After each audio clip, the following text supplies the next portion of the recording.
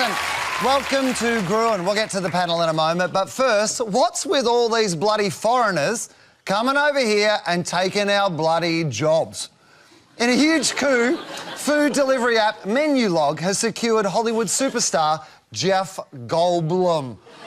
Wow, how did Menulog, along with Hilton Hotels, PayPal, Apple, General Electric, Pills Beer, Curry's PC World, Apartments.com and the Irish Lottery manage to get such a famously elusive celebrity to appear in their ad?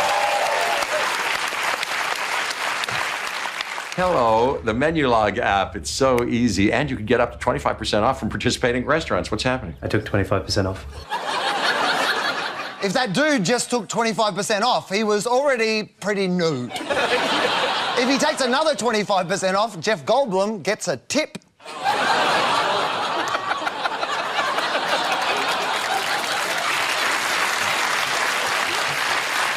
Alec Baldwin seems surprised he agreed to be in this Latitude financial ad.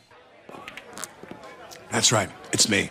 Australia, what's with having one pay TV network, only 3 major phone companies, and just 4 big banks? You can do better. These are the betterers, Latitude Financial's personal loan specialists. Maybe you could ask your betterers to make your ad betterer.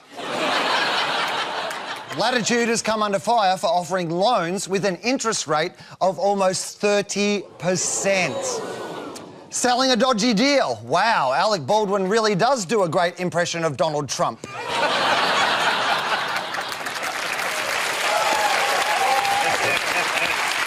80s pop star Richard Marx is selling Hotels Combined. Wherever you go, whatever you do, Richard Marx. we'll be right here waiting for you. Just a tip, if you need to whisper who the cameo is, it's probably not worth it. At the end of that ad, Richard Marx got a free hotel room, a bottle of Bundy, and now he has a little polar bear on the way.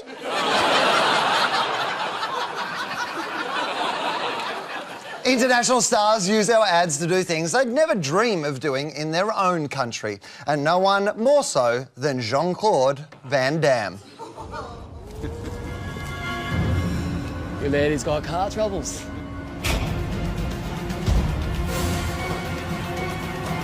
Big trouble, guys. Yeah! CCBD! OMG! Yeah! I will always be there to serve you, but UltraTune will. Car trouble? Avoid unexpected situations with UltraTune roadside assist.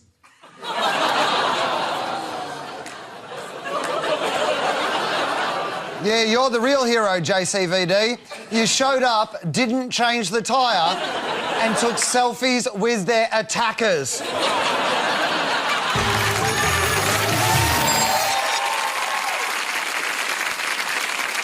Time to welcome our panel from PwC, Russell Howcroft, and from No Fixed Address, Todd Sampson. Joining them from One Green Bean, Claire Salvetti, and a new Gruen friend from the Royals, Michaela Futcher. Welcome. How do you sell something everyone wants and where the product is you? Love. Blech. Australia's dating industry is worth $150 million and growing. Online dating used to be in the shadows, but now it's out in the open thanks to these guys. Hey there, I'm James Blunt, Chief Blunt Officer here at Tinder. Liam, not here to hook up.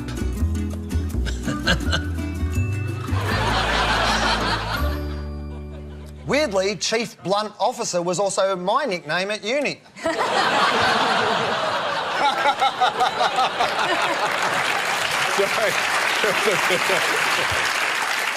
James Blunt is a married dad. Claire, why is he advertising a dating app?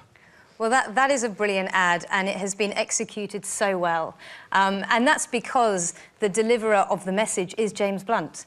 And the reason he's awesome isn't because he's a married dad, but it's because, as a person, he's a larrikin, and you'll find him poking fun at himself on social media. He's the one that tells everyone that his songs are miserable. So when he's involved in the ad, when he's reading the script, it actually sounds like he wrote it himself. And so, as someone that's watching it, I'm thinking, that's pretty awesome, it's believable. I reckon he's totally bought into that product. Yeah, I mean, he is known for being quite sharp and harsh on Twitter with people coming at him. My favourite one is someone said, oh, James Blunt's on Twitter. They tweeted, I wonder what he tweets about, and he tweeted back, boning your mum. Who he met on Tinder. It's also solving a problem. So they've obviously done the research. So Tinder, they've got the resource to research why people might not go there. And they discover, well, what am I going to say about myself? And you can imagine, if you're on Tinder, it'd be really difficult, the process of what's going to be attractive. And so they're making fun of what is actually a genuine problem for non-users in order to make them a user. And James is, like with all celebrities, there's often an ulterior motive. And in his case, one is branding of himself, because the ads are cooler than his music, and he knows that. But the other thing with James is this just launched after his album and just before his world tour. So it's pretty cleverly managed from a timing perspective. Per capita, Australians are apparently the #1 Tinder users in the world. Although most of that is just Warnie. But success hasn't stopped Tinder from doing this. Cat, 24. I see you're into cats, so you're lonely. Geez, James, what happened to just telling us we were beautiful? Michaela, is insulting your customers a good strategy? No, look, generally we don't think insulting customers is a great strategy to go with. But I think what's actually going on here is it's hinting at what Tinder's actually all about. It's redefined the dating game. It's not about the end goal anymore. It's not about getting to marriage, the picket fence, the 2 kids. It's actually about the journey that you go on. And you're going to find some duds along the way. So it's a really different dating game we're looking at. And those profiles, those photos and small things that are written below them, they're like mini brand ads. And he's giving advice on what you should and shouldn't do. Should you be holding animals? Should you be wearing this? Should you be not doing this? And I think people know that, in fact, the research is now saying that over 50% of people on Tinder lie in their profiles, or what they say, they mildly mislead. Yeah. So, you know, a couple of inches or a little bit less weight or photoshopped, and they're just making light of it in a way that makes it fun and giving advice. It is unreal to think that there are 50 million swipes on Tinder in Australia per day. Wow. That is incredible, isn't it? So all these Lots people of sore desperately swiping. Lots of sore thumbs and lots of sore wrists.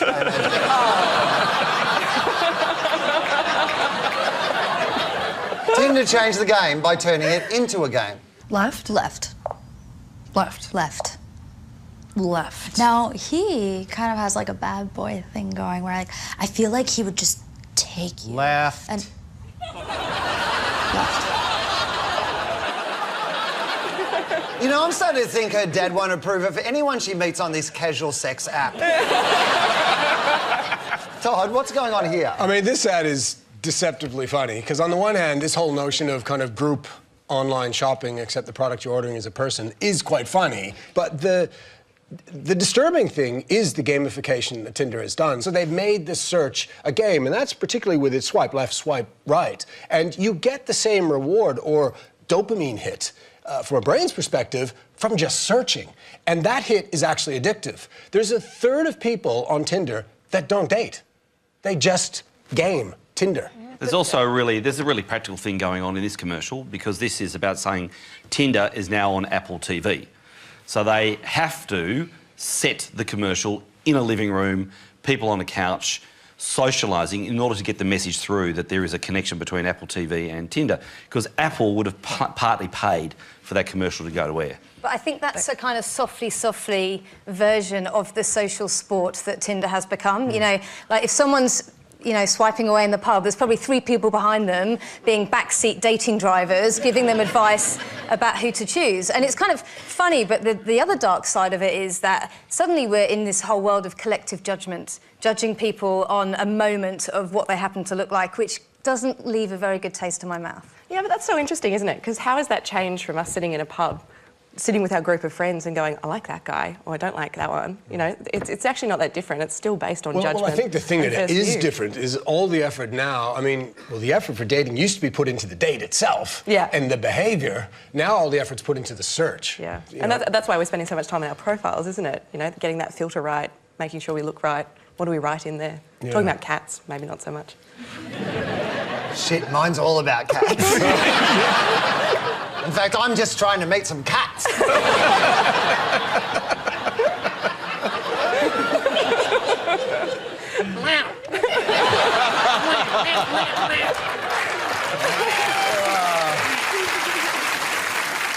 Tinder may be all about hooking up, but whatever happened to love? A major player in Australia's dating landscape is RSVP. Part owned by Fairfax and Network 10, one can only hope your relationship lasts longer than those businesses. Here's RSVP's latest spot.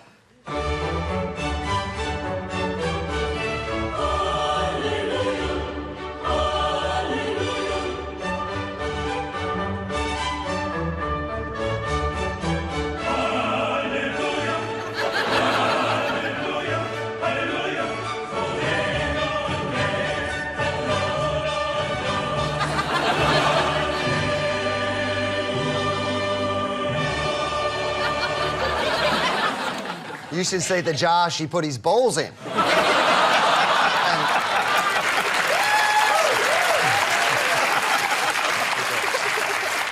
And sure, that other guy put the toilet seat down, but he was still pissing with the door open. So maybe hold off the proposal. I'm interested in the gamer. Michaela, why is she there? I love this ad because it feels so authentic and true of what dating's actually about. It really depositions Tinder because it actually makes it about finding a keeper, someone actually that you're really going to connect with. I love it because it's about, you know, how love is so messy and it's so quirky and it's so weird and that, you know, it doesn't actually make sense who you end up hooking up with. It's such a subjective game. So I think when we have that gamer in there, it's saying there's something for everyone. You can be the geekiest gamer in the world. You're still going to land someone who's relatively hot if you're on RSVP. So it's pretty smart. And you know, the soundtrack's awesome, of course. The Hallelujah chorus. That's brilliant, brilliantly chosen. And the end line. The end line is one of the best. I mean, the notion of find a keeper with RSVP, that is, when you can get a proposition down to 3 words and it makes perfect sense and it's highly memorable and you then attach it to the brand you're trying to sell, that's when you are seriously onto a winner. It's great. Hallelujah was contentious, though. I remember it went to the Advertising Standards Bureau. It was complained against because it means praise be to God, so people just went a bit crazy, saying, oh, my God, I can't believe you have that. And it was denied because when we choose music, if it's in the public domain for a period of time, they can say, well, it's fine. It is what it is, and they're allowed to use it. But and why wouldn't you be able to say thanks, you know, thanks be to God, because you found that gamer that you've been looking for. Oh, yeah. I mean, often when people hook up, they scream out, oh, God, oh, God.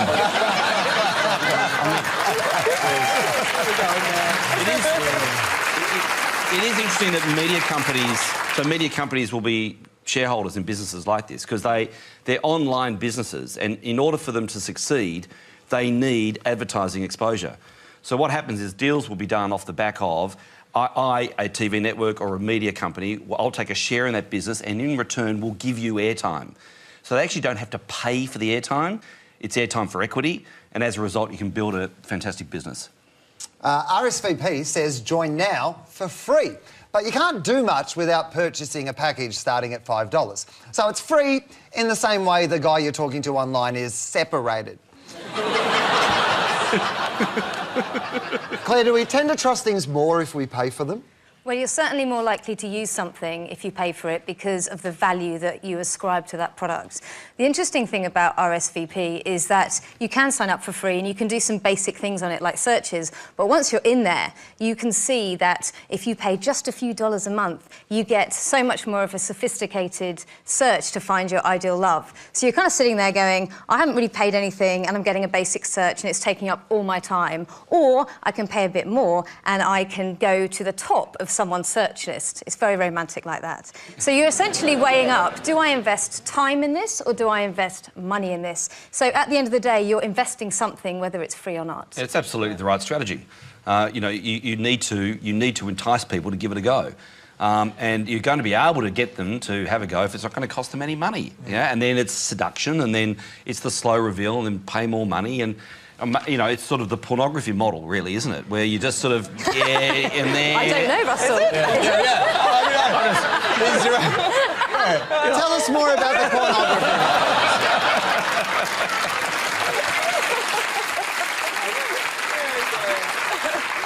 I do think free triggers a different thing in the brain, but the trick for them is withholding. So they get you in, but they'll withhold the photos. So you'll read about it, or they'll withhold your ability to correspond. So something is always being held back. I mean, it is a bit like, from an online world, it's a bit like foreplay. You're not going to get there. Yeah. You know, but and once you sign up, then everything is given to you and you have the chance of doing it. I think it's a really interesting notion. I mean, not doing it. Although probably do it. Well, you can do it. They are probably doing it. That's in the end, that's what it's about, right? Yeah. I think... Although, the research says that only 25% of people that are online are looking for a shag that night. 25%, that's nonsense, isn't it? It's got to be 100%, doesn't it? It matters who...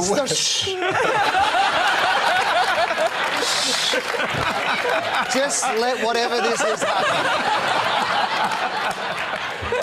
Go on. Well, keep digging. Well, I'm jealous, you know.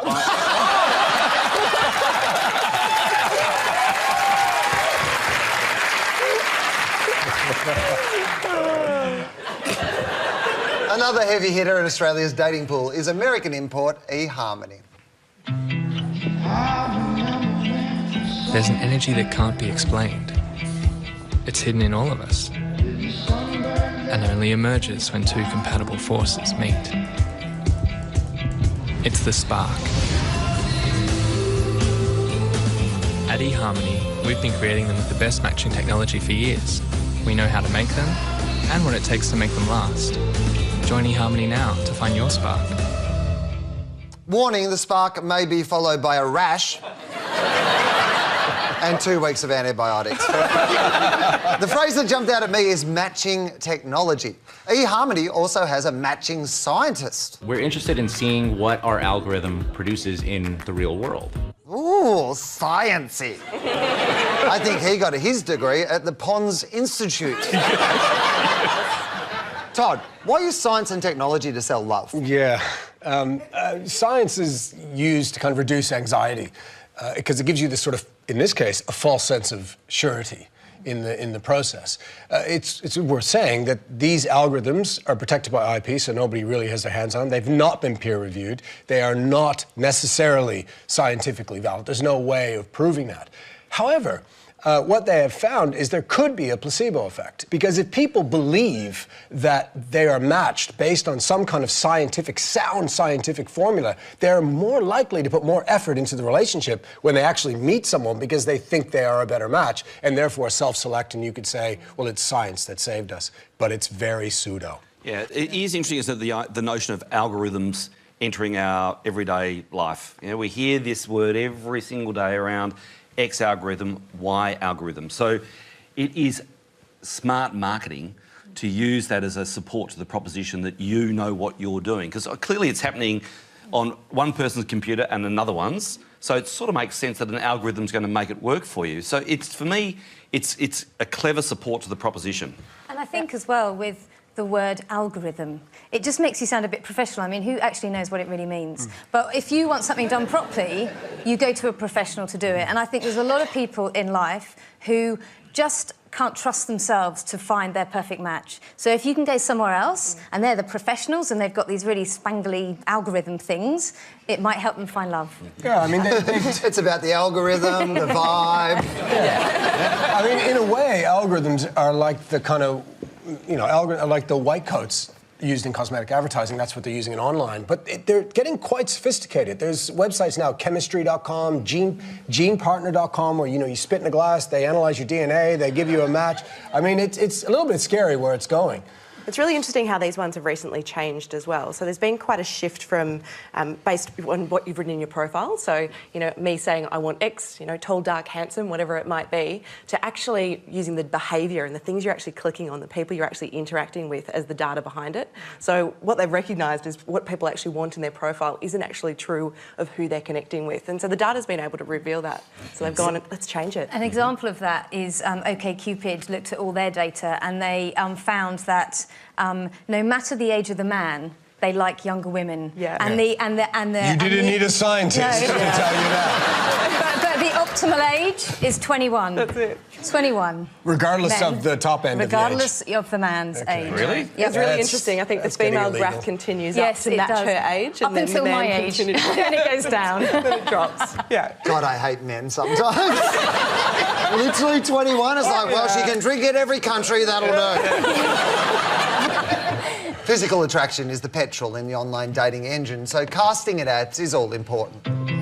At eHarmony, now is the perfect time to find your match with 6 months free. When people ask David and I, how did you meet, there's no hesitation for us to say we met online. I said to my girlfriend, oh, what do you think? She goes, what do you got to lose? 5 years later, haven't looked back since. Because you just had a threesome with those two girls. They all look like ordinary people. Claire, is this one product you don't want to sell with models and celebrities? Well, they have found, again, through the algorithms, that contrary to popular belief, people actually find imperfection more desirable. So I think in this instance, if you've got the perfect-looking model, it might actually put people off from going onto the dating site. This is just part of a broader communication model. So they will use models or actors in their brand driving ads. But then they're also doing the proof of concept advertising.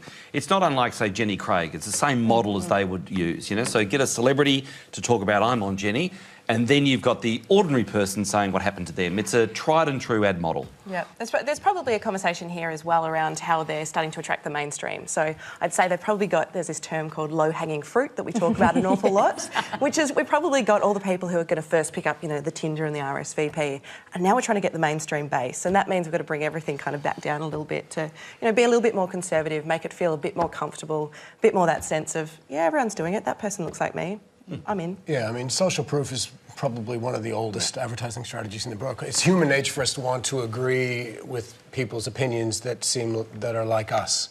But it is important, I think, to remember that testimonials are not evidence. There are testimonials for pretty much everything. Every claim that you want to make, there's a testimonial available for that claim. So I always look at testimonials a little bit skeptically.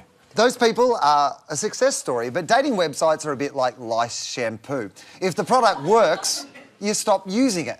Russell, do they really want you to find love, or do they want you to be single forever? No, I think they do want you to find love, because in the end, that's their purpose. And of course, there's always new people in the market. Continuously, there's someone who is looking for their partner. And for many people, it's difficult. And this wonderful service, yes, and there'll be all sorts of bad stories, I understand that, but in the end, it is a service that does allow people to find that person that might be special in their life. Yeah, I mean, love is a fundamental human need. So from a marketing perspective, it is definitely the gift that keeps on giving. And the market doesn't end, because you know that it's, pardon the pun, it's got low penetration at this stage. Because it's less than 30% of people. In some cases, 20% of people are involved in online. So there's still plenty of upside there. Divorce rate at 50%. So the turnover is really huge. We know that people are pushing out. They're pushing out getting married a lot later in life. So they're going to use these pieces of technology a lot longer. And we also know that there's the crazy 1/3 that are not even dating. They're just on these sites playing around. I think that older generation thing is really interesting too, because you kind of look at Tinder and you look at these ads, and we're showing a lot of young people. You would be forgiven for thinking that it was only young people on these apps, but there's a lot of over 55s going, I want to find love, and why don't I use technology for it? I'm going to try something different, avoid that social isolation. Yeah, at least if you're over 55 and you find somebody, at least you're both in the market. Yeah. And where else are you going to meet a 21-year-old? Yeah. Yeah, good point. us. Well, it's online, so what you're regularly going to meet is a 55-year-old pretending to be 25. Tinder and OkCupid are owned by parent company Match Group, but there are some smaller fish. There are matchmaking services like Ideal Introductions. Hi, I'm Linda from Ideal Introductions. Want to see what our clients get up to on the weekends? Looks like fun, hey? It does look like fun, hey! Written and authorised by a 13-year-old girl. And then there's this. Never more ready to fall in love again.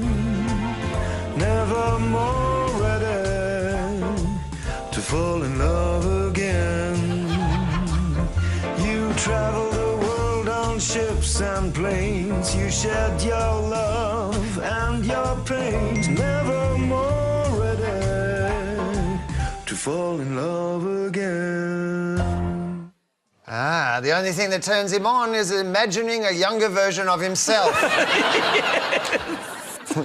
Speaking of some low-hanging fruit. You know what I'm saying? Spot on.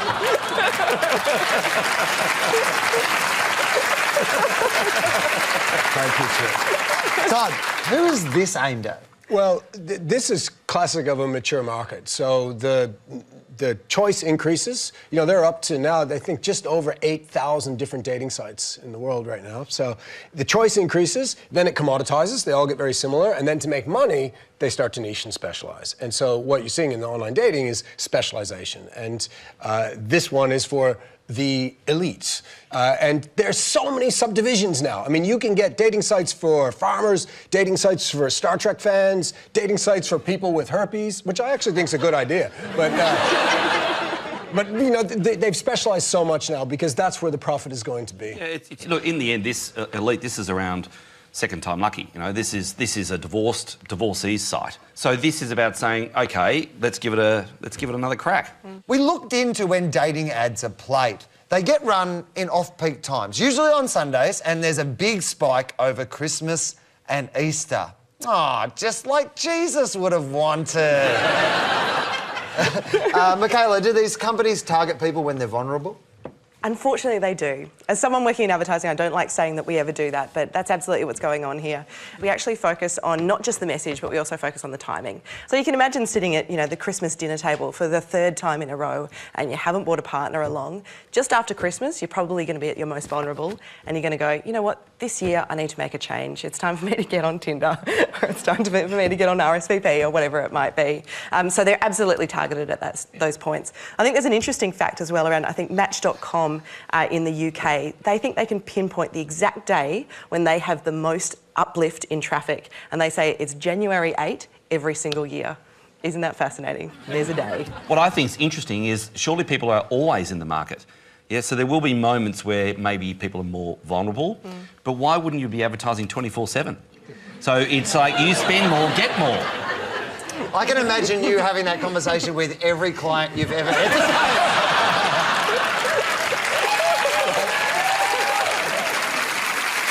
Can I end this on a positive note? Yes. We've talked about vulnerability and loneliness, but at the same time, there's singletons out there. It's Christmas, there's not much going on, they've got some downtime. They might just want to get on those apps and hook up. It's a positive story. Right. I'm with you. Exactly. You know, some people are bored by the Sydney Test match. Not me. 1,000 singles are joining RSVP every day, according to RSVP. 1 in 10 Aussie singles are on eHarmony, according to eHarmony. We quoted statistics about Australian Tinder usage, which come from Tinder itself and haven't been updated since 2015. These companies are doing nothing but collecting your data. Russell, why can't they come up with some more evidence to back up their claims? I'm not sure, because they would know absolutely everything. They would know everything about every single individual that's ever been on those websites, you know, and that's something that we should all consider, perhaps. It does... Is it something we should all consider? Yes, one's digital footprint is a problem, isn't it? Yeah. Well... For you, maybe. I think they know exactly what their marketplace is, but it'd be one of the tightly kept secrets for them, because if it's a numbers game, and it is for a lot of people, you want to go to the biggest marketplace and the most active marketplace. The only way to know that is to know how many people are actually there. They don't want to expose that. In fact, the only people, like you said, Tinder, the only people that will expose it are the leaders, because they've got a lot, so they don't mind, because no one's going to outdo them. But everybody else is making the assumption and implying that probably many more people are involved than actually are involved. Back at Tinder, even Grandma is getting some action. Nana, was that my account? Nope. But he's 24. Yep. Nana, good for you. And that's the story of how Nana broke her hip.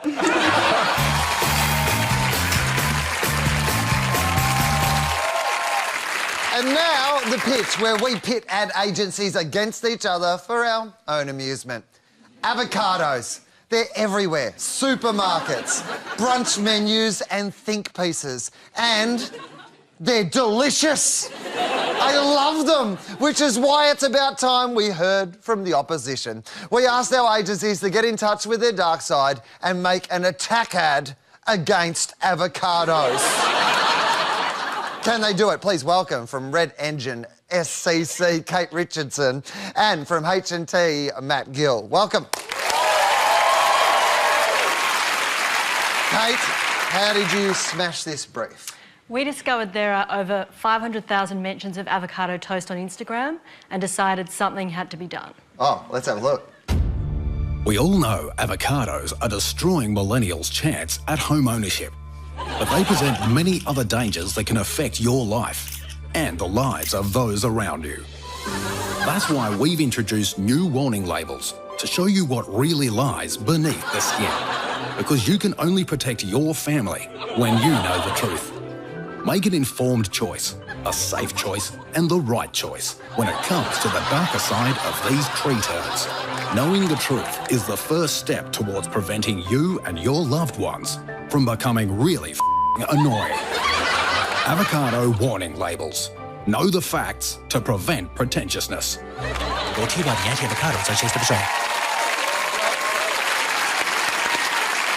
right, Matt, where did you plant the seed? Well, we thought if avocado consumption has gone up, it stands to reason that other foods have gone down. So we focused on the industry that we felt had been hit the most. Let's have a look. Avocados have become the go-to food for millions of Australians. But did you know bananas have half the calories of avocados? And avocados have 35 times the amount of fat. And 20% of that is saturated fat. Yet we continue to eat this, let's face it, richly bland food, and that's hitting our industry badly. Has anyone ever accused us of locking a generation out of home ownership? Not likely. And who was there for the kids when they were growing up? Avocados? Never. Are you thinking what I'm thinking, B1? I think I am, B2. Avocados? You must be bananas. Good. Wow. Two good angles. Russell, tough challenge, two good pictures. Which was your favourite? Well, we know warning labels works. It's worked in the past. But for number 2, I thought the animation was beautiful. It was funny, really well made. Number 2. Michaela, which did you prefer? I'm going with number 1. I thought they were both great, and I loved the cameo from B1 and B2. But the warning labels do work. I'm going with number 1. Claire, what did you think? I'm a sucker for hashtags, so I'm going number 1 too. Oh, Todd?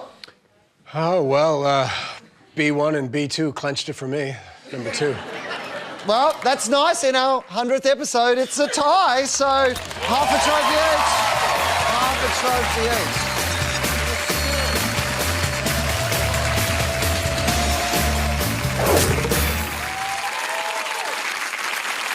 Worth over $800 billion, Apple is the biggest brand in the world, so they probably have some spare cash for ads.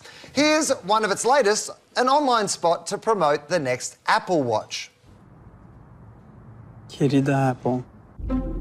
Привет, Apple. Dear Tim. 尊敬的 Apple 公司。 Hello, Mr. Cook. Вам пишет киборг из России. I know you may never read this, but I just wanted to put it out there. I live in Massachusetts. I'm a country boy from small town Mississippi. I'm a two-time Olympian. It was filmed by Ladino. 我是一个盲人跑者. I'm the father of a 9-year-old. I am a 99-year-old world traveler. Every day for the last 2.5 years, I have worn this tiny computer on my wrist. This is the first time I've worn a watch since my bar mitzvah. I was a scrawny, sports-hating kid who never really liked being active. I was coming back from a knee surgery. While I was never fat, I was the proud owner of a dad bod. I fell into a deep depression and weighed 250 pounds. Теперь каждый день я стремлюсь закрыть все кольца активности. Now I get up at 5 a.m. If it's 5 minutes to midnight, I'll do push-ups in my bedroom. I'll take the dog out for a really quick walk around the block. I walk around the house and my family thinks I'm a little crazy. I dutifully oblige when the Apple Watch reminds me to stand up every hour. And that's why the robots will win and murder us all.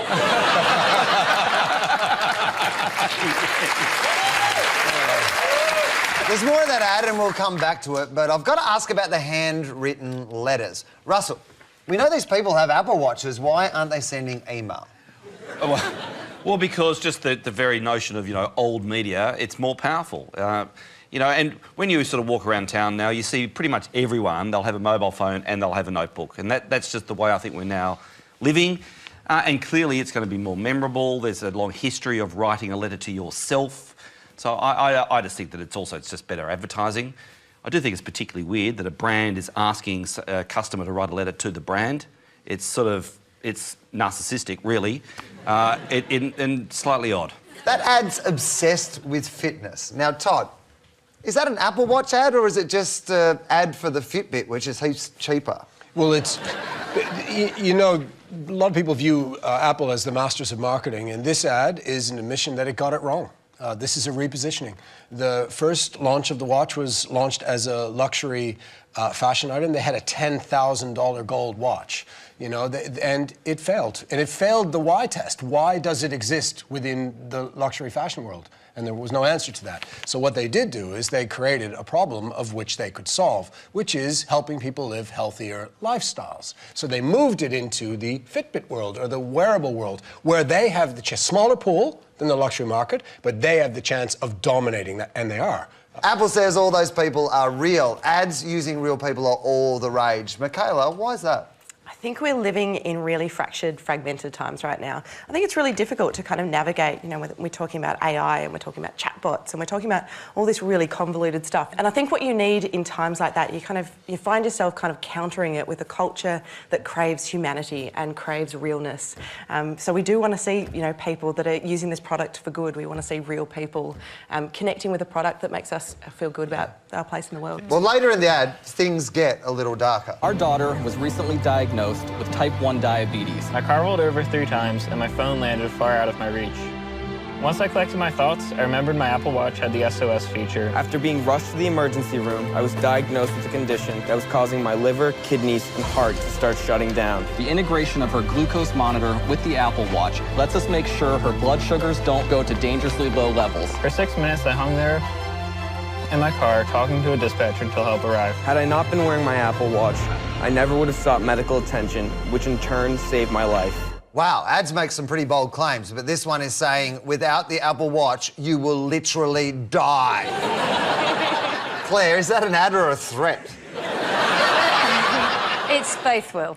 But it is an ad, or rather, it's a really imaginative and expensive product demonstration. And that product demonstration repositions this watch as a life-changing, life-saving device, which is pretty impressive, I think. It's classic problem-solution advertising. They just found the problems, and then I'm not certain about there's definitely a correlation between having the watch, but I mean, if the guy's in the car, he could have just said, "Hey, Siri." Yeah. I mean, it's not. I don't think there's necessarily a causation because you could use other technologies. No. But I think it's classic problem solution. Yeah, and people project themselves into that scenario, and it's using fear. And as we know, fear absolutely works. So the problem is it's fearful to be ill or to be in a car crash. And as a result, I'm sure that it is really powerful. It's interesting, though, isn't it, that it's just online. So they're not using it in their normal broadcast fashion. And so it's online, it's available to the whole world, and just a little over 1 million people have watched it, which really isn't very many. I also think that particular part of the man in his car, I think it undermines the rest of the stories in the ad because it just looks really fake. Well, let's have a look, because explain this scene to me. Firstly, he must have been using Apple Maps, but...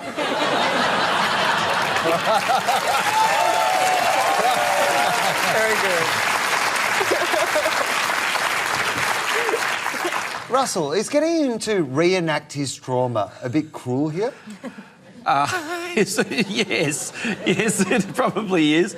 I actually find this whole commercial really interesting. So, you know, to actually put yourself as a brand in a position that you're asking people to write a letter back to you, it's odd, isn't it?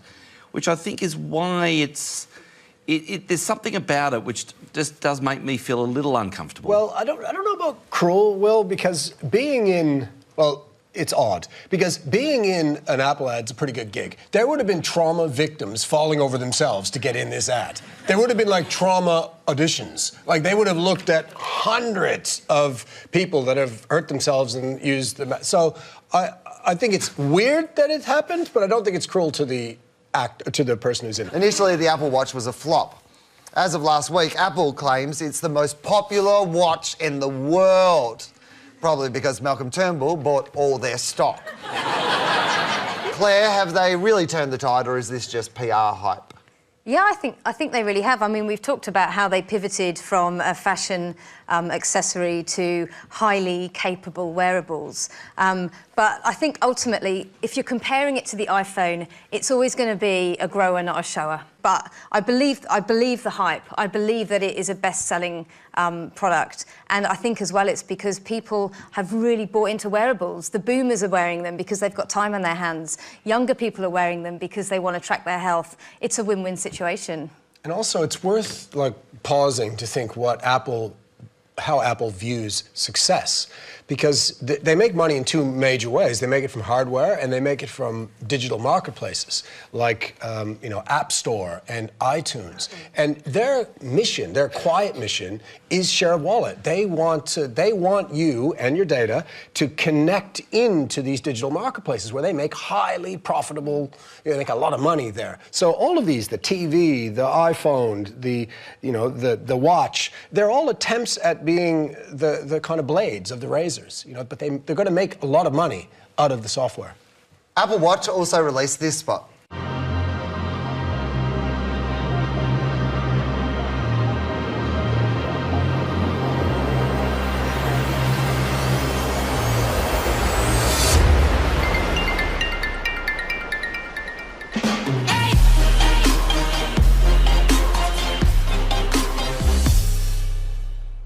Fuck off, Yumi, I'm surfing.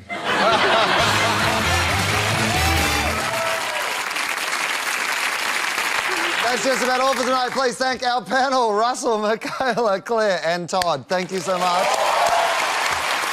We'll leave you with another ad you couldn't make in 2017. Our archaeological dig through the history of inappropriate advertising. Earlier this year, Apple Music was reprimanded for an ad starring Delta Goodrem. No, not for implying people like Delta's music, because she wasn't wearing a visible seatbelt. A little thing like a seatbelt did nothing to stop Ford, who released this commercial in the early 70s, which is as catchy as it is incredibly hazardous. We'll see you next week. It's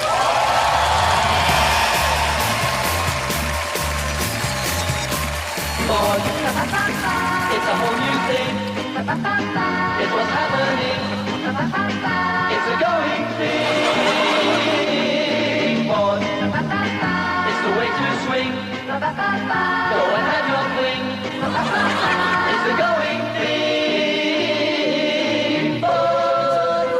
Whoever I do, they prove that Ford. It's the going idea.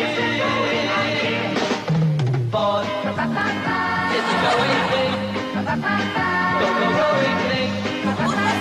It's a going thing. Ford, the going idea. It's a going thing. Ford, the going idea. It's a going thing. Ford, the going idea.